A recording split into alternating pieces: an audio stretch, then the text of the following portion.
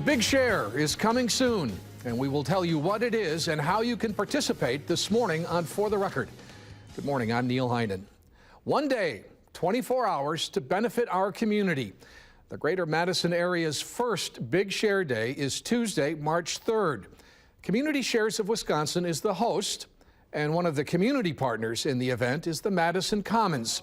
And you will learn more about the Commons this morning as well, as I welcome to For the Record Community Shares Executive Director Crystal Anders and UW-Madison School of Journalism and Mass Communications professor and founder of the Center for Communication and Democracy, Lou Friedland. And thank you both very much for coming on this morning. Appreciate it. Crystal, if you would start, please, by telling us what is the Big Share? Well, the Big Share is a one-day online giving that will benefit 70 nonprofits that are working on social, economic, and environmental justice issues.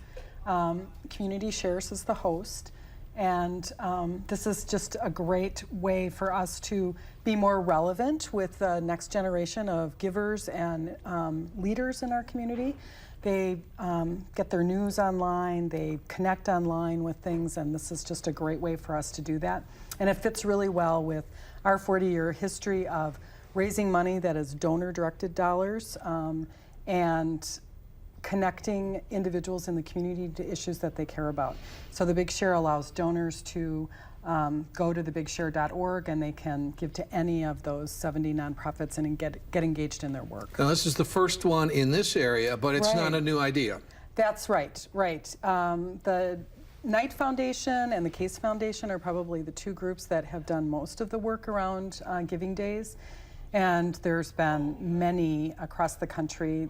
The one that I'm most familiar with in Minnesota, the whole Minnesota does Give Big Minnesota, and that's in November, and they usually raise about $17 million. But Milwaukee's does one last year. The Michigan, why can't I think of the name of the city? Ann Arbor. Okay. They raised $2 million in a day. So all across the country, there's been a lot of these Giving Days, and I think it's just it's a great way to connect with just a variety of people in the community. Yeah, I mean, I'm sure viewers are familiar now with crowdfunding and crowdsourcing and those kinds of ideas, but it seems to me that the significance of this is the online part of it. Right. In fact, Community Shares, we have the community chip, which we think of that as like probably one of the first crowdfunding there ever was. That was our first way to raise money. Last year we raised $225,000 that way. Yeah, it's online. In fact, people can, we're doing early pledges right now, so people can go in and schedule a pledge to any of the groups. So it's just really, I think what's great about it is that in addition to the giving, which is a very important part of this, we also are very focused on the capacity building that we're doing with our member nonprofits. So building their permanent social media capacity, and this really builds on a 3-year partnership that we have with the Madison Commons and the School of Journalism. Talk about that partnership, Lou, and what it means in terms of capacity building. Sure. Well, I mean, one of the things that we've been doing together since we first started working together, Neil, again 3 years ago, is we identified a need among the then just over 60, so Community Shares has grown in the last few years too, 60 plus organizations. Some were very active online, some had Facebook pages, some were using Twitter, but many were not. And it's hard, it's a chicken and egg problem, because when you're a small organization, an executive director and 1 or 2 people, it's very hard to get a social media presence up and running, but you need one these days. You need one to connect to your natural supporters. You need one to reach out to other people. And so we wanted to help people develop that capacity in each of those organizations. We began, Mitch Schwartz, who's a graduate student, PhD student of mine, began running workshops for those 60 organizations. We've been running those for 3 years now to help them get online, to build their social media capacity. And now the Big Share is a next step forward for us. Talk about the Madison Commons and why this is a comfortable component part of that. Sure. The Madison Commons is now, we're entering our 9th year, which is hard to believe. We were funded in 2006 to get started as a community-based news organization located in the School of Journalism and Mass Communication. And our mission is to report on the underserved areas of the Madison community and to report on underserved issues, things that we think either need or deserve more attention. And among those are food, particularly local and sustainable food and agriculture, city life, aspects of city life that aren't covered, but also, most importantly of all, really right now, education. We've been covering education systematically throughout our lifetime, but especially now we're focusing on the achievement gap. I think there are people who will recognize that WISC-TV is a partner with the community, with the Madison Commons. There's links on our website. We just showed a full page of the front page of the Commons, and there were a number of stories about community shares folks on there as well. So that partnership is pretty strong. Right. I mean, I think that there's been a lot of research done in terms of how it is that nonprofits can actually use digital media to engage people in their work and to inform people of the work that they do, and so that's part of what we're really building on, and using the mostly social media, but also building the digital media capacity of our member organizations as well.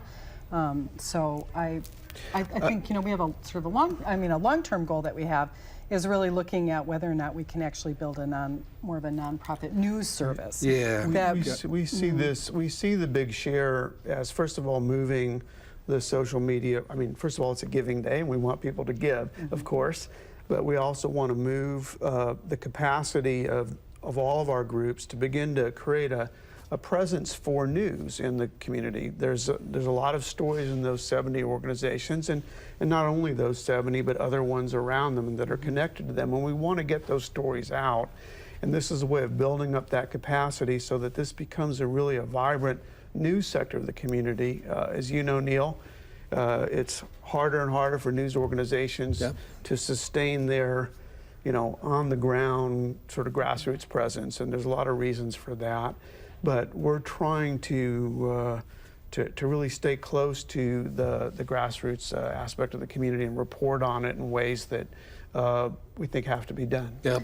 And I think that's the grassroots piece is really how it aligns with the community shares group, because our organizations are all really based on grassroots advocacy, system change, and they really count on people in the community to be engaged in their work because they're really focused on creating some kind of change, and that only happens when the community is engaged. Well, when we come back, I'd like you to talk about some of the member groups and give an example of how the Big Share will benefit them, and then we want to talk about one of the other partners, and that's the Madison Community Foundation. Sure. We'll do that when we come back.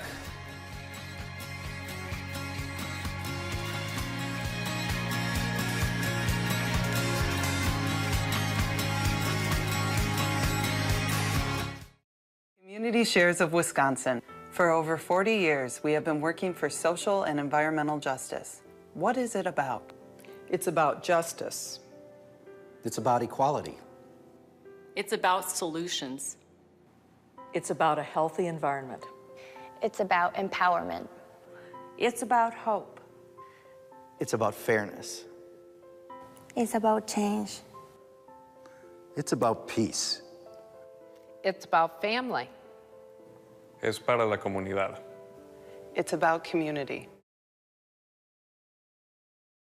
I was looking at that, trying to remember how many people have been on For the Record in that group, and a fair number of them have. I'm here with Crystal Anders, who's the Executive Director of Community Shares of Wisconsin, and Lou Friedland, a professor of journalism at the University of Wisconsin School of Journalism and Mass Communications. We're talking about the Big Share Day. Maybe that video is a way to introduce some of the member organizations of Community Shares and how this is going to work in terms of people who want to help support those organizations, how that giving process is going to work, and then what that means for some of these groups. Well, so Community Shares, we've been in Madison, first social action fund in the country. So we were established in 1971, and we have been funding groups ever since and raising visibility for those groups. So some of our groups, you just saw the video, we've got a number of environmental organizations. I want to say that we have maybe 17 environmental organizations. just added some new food groups to our, we've got the CSA, we've got REAP Food Group, we've got the Wisconsin Farmers Union, we just added them. That's kind of an interesting new member group, kind of a full circle. We've got social justice groups that are working on women's rights, League of Women Voters that's been very deeply involved in the voter rights and voter access issues. The ACLU that's been very involved with the marriage equality. Yep. So really a lot of groups working at the grassroots level. So what the And there's an annual campaign and a workforce a workplace giving program that some people are going to be familiar with. Right. We raise money through about 150 workplaces in the greater Dane County area. The community chip, a lot of people are familiar with that. You can do a voluntary, donation at the register. We also have the Roundup now at Cap Center Market, which last year raised $25,000. So we have a lot of sort of crowdfunding sort of things. We like to see, we really perceive those as a way to democratize philanthropy, so people can give small amounts of money, pool it with other people's gifts, direct their gifts based on their own personal values, and it becomes large gifts. So, our allocations out to our member groups are anywhere from $5,000 to $25,000. And one of the things that's really critical about the funds that we raise, they're general operational dollars. Those are the toughest dollars for nonprofits to raise, but they're really the most important dollars because general operational dollars allow nonprofits to be flexible and nimble and innovative. And for groups that are working at the grassroots level for change, they really need to be able to be innovative. So this is a great way for people to connect. And is the idea specifically now, somebody goes online after seeing this, that they would pick the individual group that they want to donate to? Right. So Community Shares has a long history of working in collaboration with our member groups. That's why we have always had what's called a donor-driven allocation system, and that's why this kind of giving day just matches our sort of brand and who we are in such a great way. So we're really happy to be able to be the host of this and move it forward because it allows people to go in. You can go to thebigshare.org. If you go to schedule a donation, you can schedule a donation today, and you have a selection of 70 nonprofits, and you can go to any of those or multiple nonprofits and give to. So it's also a great way to kind of have a grocery list of nonprofits and say, hey, I want to give to 2 or 3, or maybe you only want to just give to 1. But yeah, that's and I think this is wonderfully complimentary that Madison Commons is also a member of Community Shares or a recipient, a big share, beneficiary, not a member. Right. Yeah, no, it is. We're happy to be participating, and we're a group like any other in the community trying to support our activities. So we're pleased to have been included, and hope to get some of that support too on March 3rd. Right. Talk a little bit more, Lou, if you would, though, about the capacity building aspect of this and the Madison Commons role in that. Well, again, as you know, our mission is to tell the stories that are about the community that are not being told as often. Stories, we focus on every point of the compass, if you will, but a lot of those stories are stories in lower income communities, minority communities, not all of them, but places where reporters are not spending as much time. Yeah, they're undercovered. I mean, they used to or might have, and so that's our core mission, and many of that overlaps well with Community Shares in general and many of its member organizations. So we do focus on food, we focus on the environment, we focus on education, we do focus on poverty, questions of poverty and low-income communities. So there's a very strong fit there in general. We tell those stories, and many of those stories are stories that Community Shares members are engaged with. But beyond that, our mission as a School of Journalism is to try to build community capacity, both for news through the Madison Commons, but also through all forms of communication, including strategic communication. So it's very important for us to have the community being able to use these new technologies in ways that benefit them, and to have control over them, because these things they're easy to do at one level. Probably probably almost all of the viewers that we're going to have this morning have got a Facebook page or have been on Facebook. Yep. Maybe many of them have tweeted it. It's easy, but it's not so easy for an organization to set up that capacity and sustain it over time. Yep. And that's where our emphasis is. All right, when we come back, we're going to spend a little bit more time with details of how people can give, and we'll do that right after this.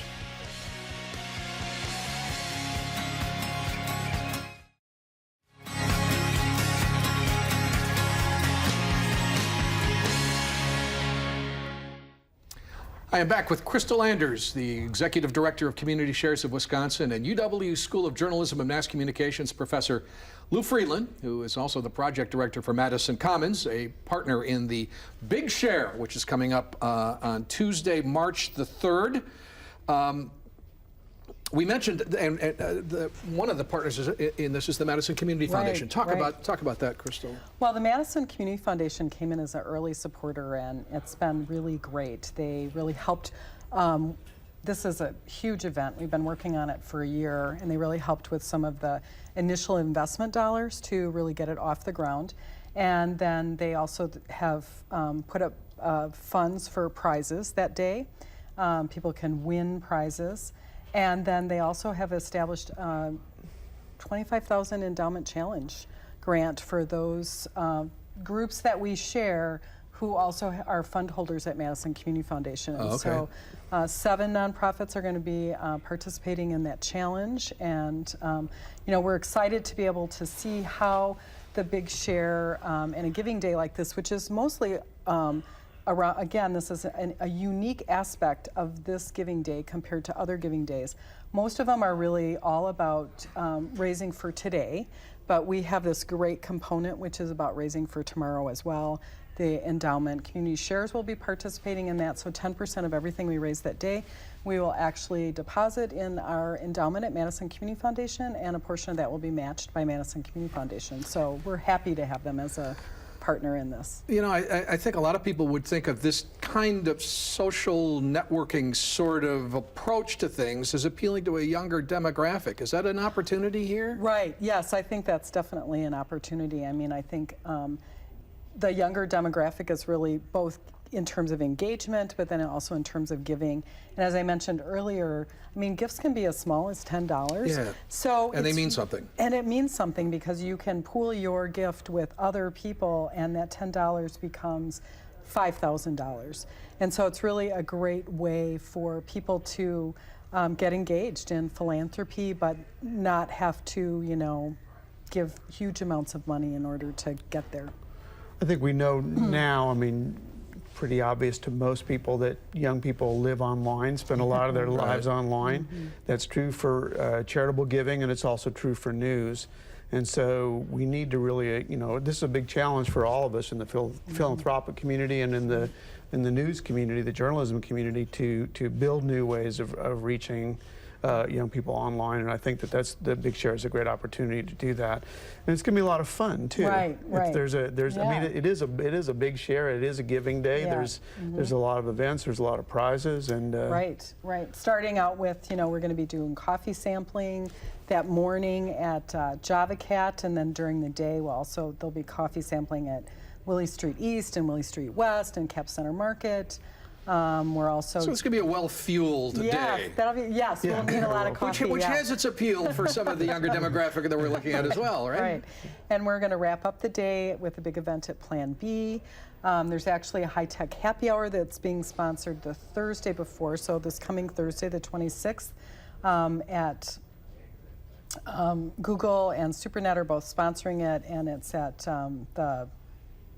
I can't think of the incubator. The lounge. No, it's not. Anyway, I'll think of it in a minute. Either Brinks or Ivory. Those are the Brinks, lounges I know. it, Brinks. yes. Okay. Yes. At Brink Lounge. You know, that's yes. really, it's interesting. I was going to say that I don't want to overstate this, but from the experiences that I think we're seeing in the last year or so with new young entrepreneurs, Yep. both their interest in news, Lou, has been interesting to me. and their interest in philanthropy, in community, in community problem solving. Right. And there's just something about it that seems like it's got some legs to it. Right. I think it's more of a, there's a group effort, I think, in terms of the next generation. I think there's a lot of peer-to-peer, and they want to be involved that way, and that's why I think Facebook and Twitter just, the viral nature of this in terms of making a gift. You can go online, you can pledge a gift, and then you can immediately share with all of your Facebook friends that you've made a gift and encourage your friends to give as well. So it's got a really great component that I think fits well with how that generation interacts with one another and interacts with the community. Yeah. Can we assume this will be an annual event? I mean, does it work best if people plan every year? Annual event. It's the first annual. This is our first annual, and our goal is to raise $180,000 this first year, and just grow from there. So we're excited about that. And again, it is really fun, and the events there's going to be giveaways and prize. We have concert tickets, we've got food events, we've got bikes, we've got a bike rack. You thought of everything. Yeah, we've got a lot of stuff You to can give bike away. from one coffee house to the next, another. right. It's been a great community engagement event. Madison a Mini, Google, as I mentioned before, SuperNet, Madison Community Foundation, AVU Foundation actually came in as an early supporter as well. So it's been exciting. Are all of your members in Dane County? Is that they all have geographically office by design? in Dane County. Yep.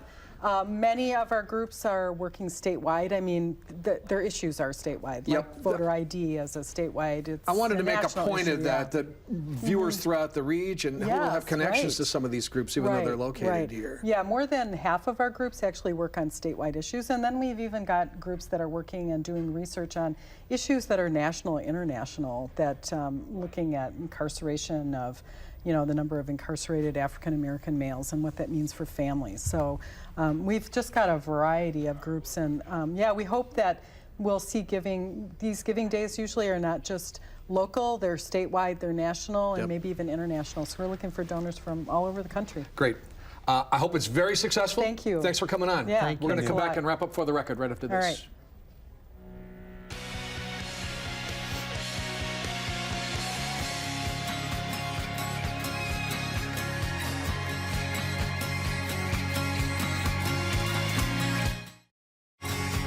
My thanks to Crystal and Lou, and to you for joining us. We'll see you next Sunday on For the Record.